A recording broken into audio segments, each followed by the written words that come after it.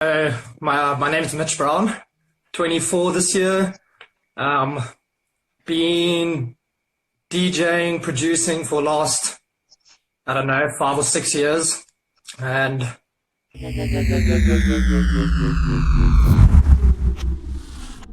Guys, what's up, and welcome to a brand new week of our live interviews. Our podcast has been launched this morning.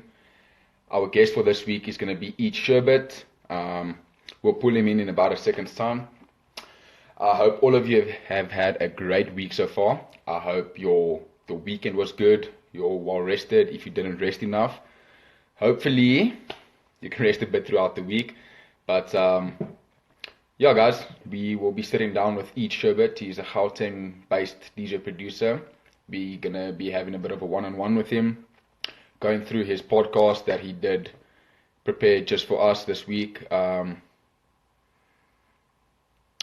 Okay, cool. Eat Sherbit said he's on his way, so we'll just wait on that. Other than that, guys, be sure to go check out our website. We have a shitload of cool merchandise to go test out for your next draw. And Eat Sherbit is ready to join us. Pull him in. And there we go. What's up, man? How you doing? good, how you doing? What's up, Bill? Can't complain. Thanks, man. Welcome to the show. Thanks for taking some time out to sit down with us. Oh, yeah. Thanks, Steve. Thanks for having me. What's up to everyone watching? What's up? What's up? Yeah, guys. So before we get into it, I just want to tell our listeners, guys, that if you do have any questions for Eat Sherbit over here, be sure to click the little question marker there at the bottom of the screen. Pop your question in there, and we'll put the question over to Eat Sherbit. Eat Sherbit, obviously, that is not your name. Give us a bit of an introduction and just tell us your name, where you're from, how old you are, basics. Cool. So my name is Mitch Brown, 24 this year. Been DJing, producing for last, I don't know, 5 or 6 years. And when I was in varsity in my second year and I was partying a lot, I decided I actually want to do this full time. I really want to get into it. So Okay. I guess I started brainstorming a name. It took me about 3 or 4 days, and I just clicked the one morning. I'm like, Sherbit. Ooh, Eat Sherbit. Thought on it for a while, and then I was like, that's it, we're doing it. All right, cool stuff. Cool. And so let's get into your name first of all. I usually end off with that, but let's start off with it as you brought it up. How did Eat Sherbit come into play? Yeah, so as I said, I was brainstorming for 2 days, just writing names, thinking, sitting on them, crossing them out, letting them resonate. And then I started getting angry because, I was really, really struggling. Are we allowed to swear on the podcast? Yeah, let's sure, whatever. Cool. So in my angered state, I was like, eat shit. Ugh. And then it's ticked, Eat Sherbit. Nice. Nice. And then, yeah, Okay, so there's a bit of a coalition yeah. between Yeah. And I guess it's take it as you read it, as you hear it, Eat Sherbit. Yeah, it sounds better than Eat Shit, to be honest. So hold on at least. Yeah. So it was actually in an angered state, and then it came to me. That's cool, man. As long as you enjoy it, and I think it's super cool. It's so unique. So yeah, Oh, well yeah, done on thank that one. you. So tell us, did you attend a DJ school or did you just teach yourself? So no, when I first started, I was self-taught. I had a friend who bought a controller and he was messing around with it, and then every now and then I'd go and join him, and then it just got more and more and more and more. And then when I really decided I'm going to start doing it, I went to a studio called Multiracial Records, and they do a techniques DJ course. So that's where I really honed the skills, because it was on vinyl, which was a lot more difficult. Cool, so you can play vinyl. I can, not very well, but I can. Nice, man. Awesome stuff. And what would you say are the biggest challenges with playing vinyl? Well, first of all, no BPMs. You've got to, right. yeah, you can't see what BPM the song is. You've just got to mix it and slow it. So basically what's very difficult is there's no cue button. So on the vinyl, you find your first kick, and then you boop, boop, boop, boop, boop, boop, And and you just let keep it go. there until you're ready to drop it. And then you let it go, yeah, then you gotta listen, okay, it's a bit fast, slow it down your tempo. So when I actually first started, I would take a whole 6-minute song, like a progressive type of house song, and I wouldn't be able to mix the next song into the whole song. I'd start to flip it over, next song, so yeah, it's difficult. Yeah, But then when you cool, jump man. back onto CDs or a controller, then it makes it much easier. There's a bit more of electronical help there, which is quite cool. So yeah, well, so we owe a lot to vinyl DJs, man. I didn't know that it was that intense. Yeah, like the digital age makes it nice, makes it good for us DJs. Damn, man, cool stuff. So tell me, when you did start DJing and up until now, let's just talk DJing for now. We'll get into the production a bit later. When you play your sets and get your sets ready for the weekend gigs, what is the genre that you usually go with, that you put together? What is it that you want to have your crowd have Eat Sherbit? What are they gonna hear from you? I'd say it's kind of like a mix between like deep house and tech, with a bit of bass house. It kind of falls into like a genre there, because it's not quite just deep house or bass house or tech. It kind of all blends into a concoction. So I'd say the closest thing is probably like, probably deep house, but deep tech house. Okay, cool stuff, man. And genre. I've been struggling to like define what it actually is. But yeah. No, I get it, definitely, man. A lot of the time, it's also what the crowd is feeling as well. 100%. Drop a techno 100%. track in, and the crowd loves it. So you're like, cool, let's take this more tech. Yeah, exactly, man. And but when you're choosing your songs, when you like, oh damn, this is a cool song, I want to put in my set. What's it in that song that grabs your attention? Bassline. Bassline. 100% bassline. Yeah, it can be an average song, and if it's got a good bassline, I'll give it a chance. And I'm also a big fan of the high end. So if they're doing a lot of fun with the hats and stuff, using different high-end instruments just adds that extra energy. Yeah, definitely. I heard when I listened to your mix when preparing the podcast, I heard you had a lot of nice guitars going there and good vocals. And I must say, I'm a big fan of those. So we definitely share that. Cool. Yeah, a lot of people, vocals is a big hook for them. So when I did put this mix out, I try to just keep that in mind. Okay, cool stuff, man. Yeah, so still sticking to DJing now, what would you say has been your biggest achievement to date with regards to DJing? So I played at a festival down in PE called Peachy Beach. Okay, cool. And that was probably the best one. First time I'd actually played out of Gauteng. Damn, okay, awesome. That's probably my best one. And then here in Gauteng, I'd say it was my Nikki Beach gig. Awesome. That is the ultimate club, man. Well done for getting that gig. Awesome stuff. Awesome, man. Yeah, great stuff, man. Cool. So, guys, for those of you that have just joined us, I have been getting to know Mitch. He goes as Eat Sherbit a little bit better. Ask him a few questions. If you guys do have any questions, please don't be scared to pop in, drop a question, and we can ask Mitch, and then maybe you can tell us a bit more about what you want to know. So, Mitch, let's get a bit into the production side of things now. Yeah. Cool stuff, man. So, tell me, when did you start producing? Was it simultaneously with DJing, before DJing, afterwards? When did the production start? Production started when I decided that, I actually really want to take a career in this. So I'd probably been DJing, mixing for about 2 years, just having fun, nothing serious. And then when I actually decided, I was like, yeah, got to get my name out there. Production, it's a big one. It helps. Yeah, definitely, man. Because in this industry, you can only get that far by playing other people's music. If you really want to be recognized, you need to have your own distinct sound. Be like, that is Eat Sherbit. I came to hear his music. Yes, 100%. So yeah, I'd say pretty much at the birth of Eat Sherbit, I started my producing. Cool stuff, man. And what software did you start on, and are you still using that software? Yeah, straight onto Ableton. Cool, because I asked I asked this one guy who was producing already. I'm like, yeah, I want to start. Should I get a like Fruity Loops? What should I get? He's like, no, don't get Fruity Loops. Go straight into Ableton.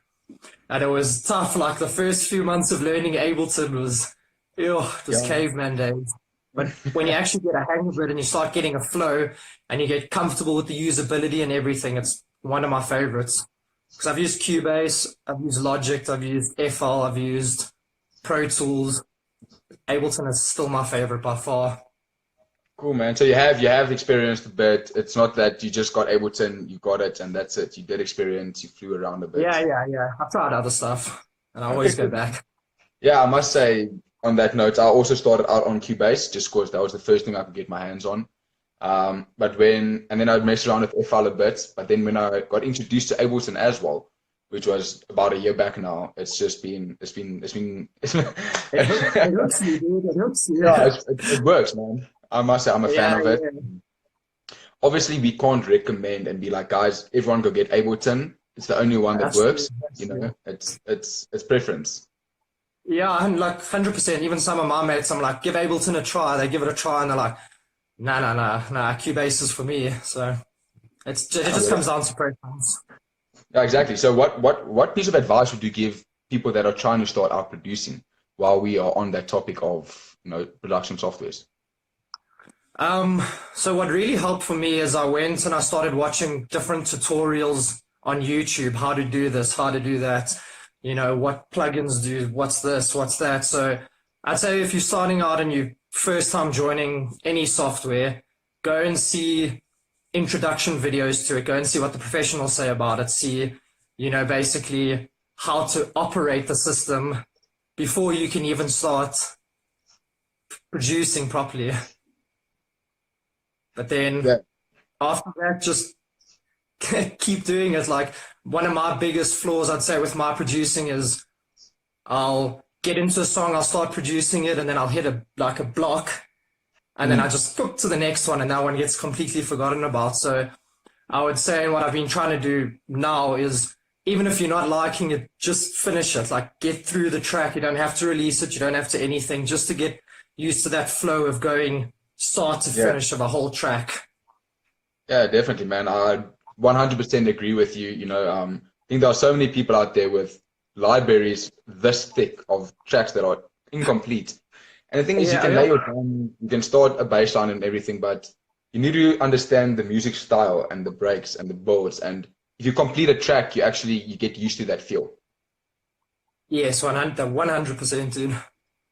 Great stuff, man. So tell us, Mitch, do you have any productions in the pipeline that you will be releasing within the days to come? Yeah, I got quite a few. Just like, when you get to the end and it's those like little nitty gritties that you're just never happy with. You get 98% in a week, and then it takes you another 3 weeks to finish that 2%. So got a song called The Night coming out on all platforms, going to release it in a few weeks. You'll find it on Spotify, iTunes, Apple, all of that. And then got about 2 or 3 other songs. I'm going to send them around to a few labels, see if I can get any of them out. If not, same thing, will be SoundCloud, Spotify. Cool stuff, man. Just putting the name up. Yeah, we're looking at about 3 or 4 tracks coming out in September, hopefully. Great stuff, man. Yeah, that's cool. Good. Well on you for keeping the productions going, man. Awesome stuff. Yeah, they've been cooking for a while, so it's time to get them out there. Yeah, no, definitely. Yeah, you can't just keep it to yourself. The rest of us want to hear what's going on there. So, on this topic of producing and such, tell me. I always ask this question because I just want to know, as a matter of interest, if you had the option of any artist out there, any vocalist, any other producer, who would your dream collab be? Give me one international, give me one South African. Okay, 100% South African, 1 billion% would be Carl Watson, because the amount of knowledge you could actually go and get from that guy making a track with him, 100% be him. And I'd say as my international, probably be Stefan Bodzin. Go a little more to the tech side of things. Yeah, definitely. Cool. Guys, just for those of you listening, those of you who have been listening every week, we do not tell the artist to say Carl Watson each time. It's their own choice. obviously I'm telling you, dude, it's like everyone is just Carl Watson, but you can't. 100%. He's one of the most knowledgeable and one of the best producers we have in the country. So, like, that's why everyone's saying him. Want to go learn from him. Yeah, he's making big waves, man. He's really putting South African music out there. Yeah. So tell us again, just where can we find all of your music? You said Spotify, you said SoundCloud. What are your handles on Instagram, Facebook, Twitter, whatever? Yeah, so I use Facebook mainly for gigs, releases, information. I use it like mainly as an advertising platform. Instagram's more the fun side of things, my gigs, like taking photos after gigs, taking videos, that kind of stuff. But yeah, pretty much like to find the music, you can get it all over the place. You can get Google Play, iTunes, Spotify, as I said, SoundCloud, as I said, Deezer. So there's quite a few, probably about like a good 40 platforms that you could actually find it on. Cool, great stuff, man. And yeah, Mitch, just in closing, is there anywhere where we can catch you within the next month or so to come? Anything lined up for you? Yeah, so got a gig at Jinx. Should be coming up this month. And apart from that, no, little slow on the DJ side. No, definitely. It takes time, man. It takes time, and that's what all of the artists as well need to understand. You know, it takes time. But getting your foot into Jinx that's good, man. It's definitely a deep house setup. It's not like the commercial type of club. It's definitely where you want to be put in if you want to have the right people. Yes. So, yeah, for everyone listening, I would definitely recommend come through Fridays and Saturdays at Jinx. Always good music. Had Vimo there last Saturday when I played, so got some big names coming through. And such a vibe. Yeah, I'll definitely be popping you a message, so yeah, I can organize some guest list there. 100%, dude, 100%. Anyone who comments a heart now, I'll get you guest list. There you go, guys. So, Mitch, in closing, is there anything that you'd like to say to anyone listening? You got the platform to yourself now, just before we close. Cool. So, I guess I'm speaking now to any artists that are out there listening. It's a tough industry. It's a grind. It's a hustle. Never give up. Like, never quit on your dreams, because you're going to get rejected over and over and over and over. You're going to send mixes. No one will get back to you. But like, just get that breakthrough. Keep working hard, and you will get it. It'll eventually come. Networking as well is a big part of it. Don't think you can do it on your own. Don't think your producing's great, your mixing's great, and therefore you're just going to smooth into the industry. You actually got to make some solid, real connections. Meet promoters, meet organizers, meet other producers, other DJs. Like, we're all in this industry together, so let's help each other out. Let's work. Let's build each other up. Yeah, definitely. Great stuff, man. Awesome words of advice. I agree 100% with you, man. I feel the exact same way. You have to be grinding. It gets tough. People are going to reject you, as you said. You need to have a bit of a stone heart. You know, you can't just take everything to heart. You have to be like, bounce off. I'm going through this. Thank you for your words, man. Yeah, great stuff. So guys, all of you, thank you so much for listening. Mitch, I appreciate you taking the time out to sit down with us, to tell me a bit more about you, to inform our listeners more about who Mitch/Eat Sherbit actually is. I'll definitely see you at Jinx when you are performing. So yeah, thanks for sitting down with us, man. Yeah, thanks so much, Adil. Thanks for having me. It was awesome. Guys, cheers everyone. Thanks for tuning in. And a pleasure, man. Cheers, man. Facebook and Instagram. Yeah, we will do. Cheers, man. Cool. Cheers. Bye. You're listening to The Groove, Festivals for You weekly podcast where we bring the underground music scene to you. Brought to you by your host G Chord. Good morning, and welcome to episode 9 of The Groove. You're in with your host, the one and only G of the East, G Chord. This week we have Gauteng-based DJ producer Eat Sherbit. Now guys, if you're a fan of big bass lines accompanied by some dirty vocals, then you are in the right place. He starts his mix off with Proom, The Other Way to Pray Double Minds remix. This track will be followed by Kant, Wow, and right after that we'll have Gasco's new track called Make You.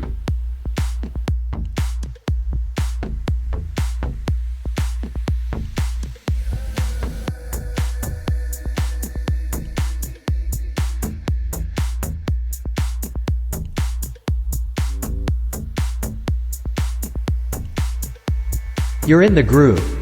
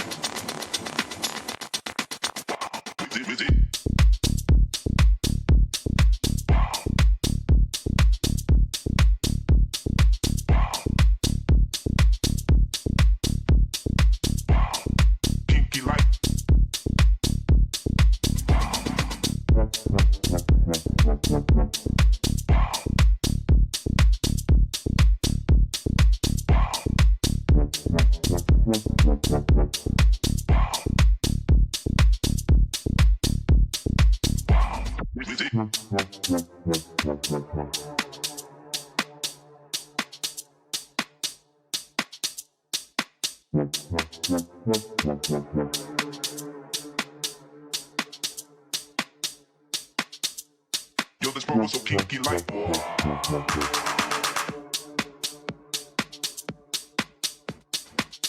The cranium was crazy, it made me shout.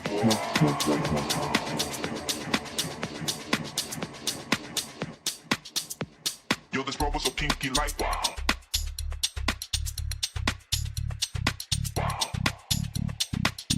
The cranium was crazy, it made me shout.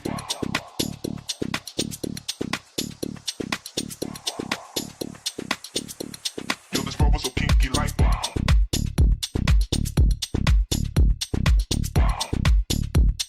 The cranium was crazy, it made me shout.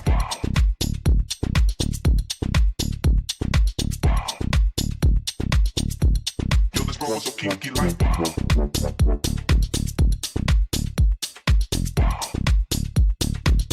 The cranium was crazy, it made me shout.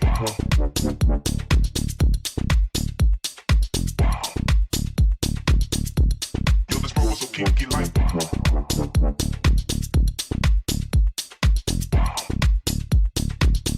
cranium was crazy, it made me shout.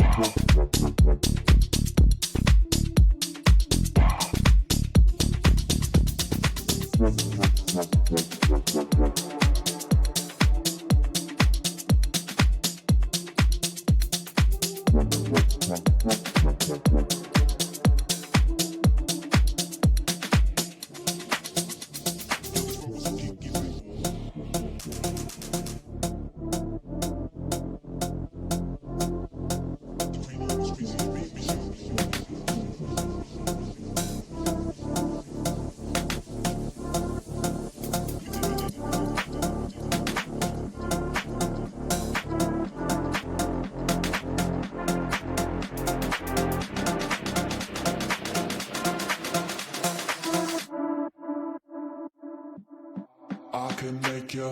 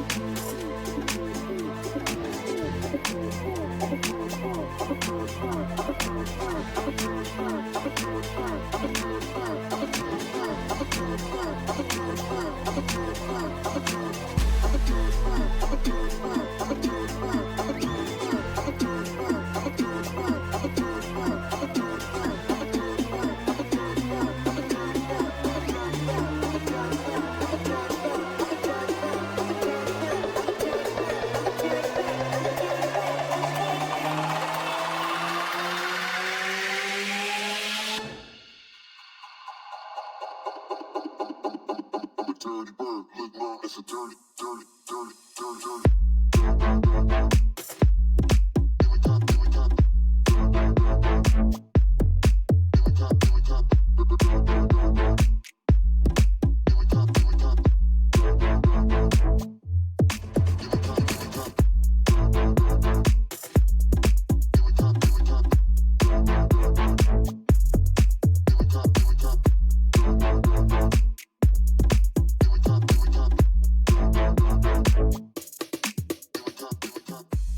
So we just had to listen to Daft Yo, Drop and Tash with their track called Dirty Bird. As I said, before that we had Gasco and their track called Make You. Our next part of the mix starts off with Aluna George featuring Popcorn, I'm in Control, the Eat Sherbit remix. This will be followed by Kyle Watson featuring Dena Amy and their track called Weaker, the Marcus Rush remix. Let's get into it.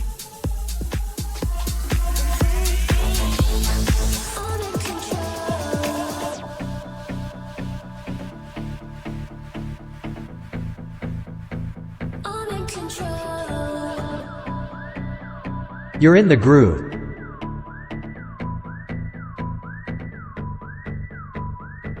I like crashing waves, but I wanna see them at first light. After a long night, and see the sky take shape, but I wanna see the stars burn. After I had that turn, and ooh, you're working so hard. You played your card, it's what's the better.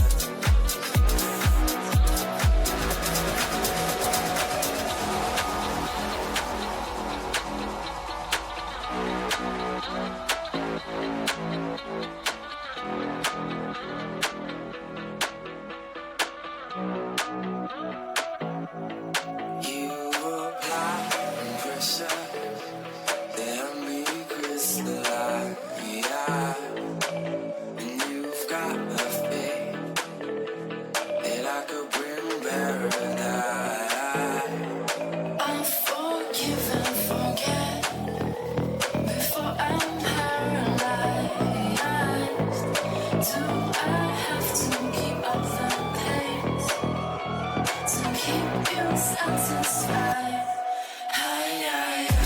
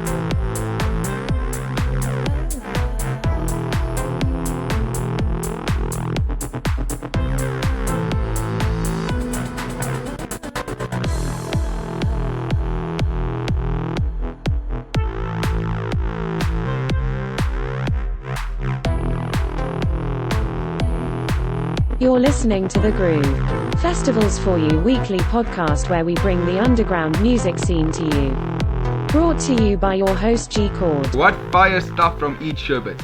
Really showing off his own production skills with that track called All Eyes on Me. Before that we had Robo 5 and Frosted, and as I said just before that we had the Double X with their song called Crystallized, the Davey Lisbau remix. Guys, dirty, gritty, bassy and one hell of a vibe is the only way to describe the set put out by our guest artist for this week, Eat Sherbit. Be sure to join us Monday evening at 7:30 p.m. We will get to sit down with Eat Sherbit and get to know him a little bit better as an artist. Guys, I thank you all so much for joining me this week. We'll see you same time, same place next week. Have a great week. Be happy. Have a vibe. Cheers.